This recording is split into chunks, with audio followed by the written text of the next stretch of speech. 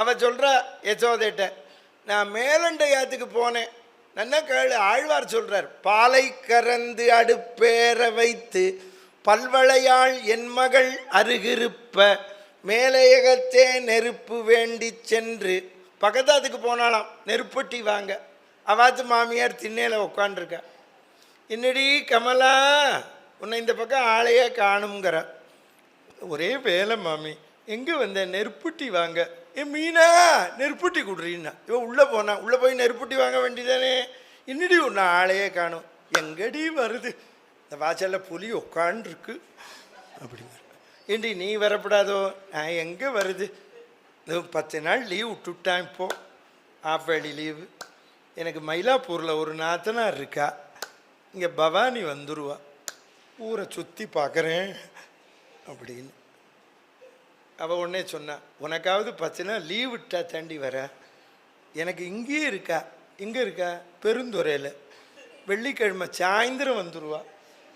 அப்புறம் திங்கக்கிழமை கார்த்தால தான் போவா.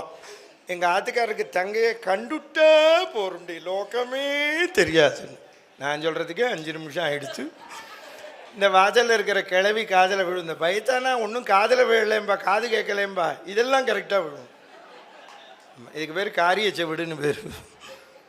அவள் காதில் விழுந்தோடனே, ஏ மீனா நெருப்பட்டி கொடுத்தியாம்பா. அப்படின்னா கலப்புன்னு அர்த்தம். இப்போ நான் சொன்னதுக்கே 5 நிமிஷம் ஆகிடுத்தேன். இந்த நேரம் போகிறாதா கிருஷ்ணருக்கு?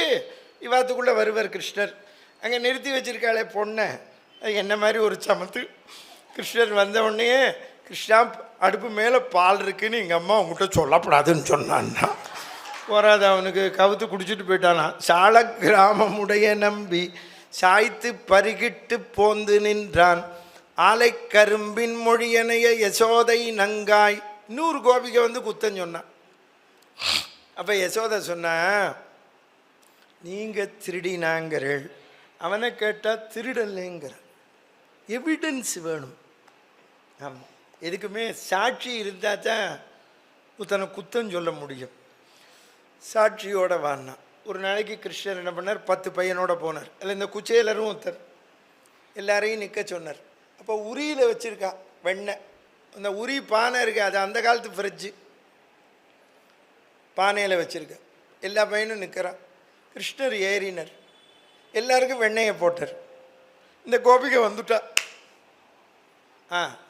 எங்கேயோ போனவ. இந்த பையங்கள்லாம் நிற்கிறா. மேலே கிருஷ்ணர் நிற்கிறார். டை அப்படின்னா எல்லா பையனும் ஓடிவிட்டான். கிருஷ்ணர் உரிய பிடிச்சின்னு தொங்கினர். இந்த கோபிகை எவ்வளோ கொடுத்து வச்சுருக்கா. அவனோட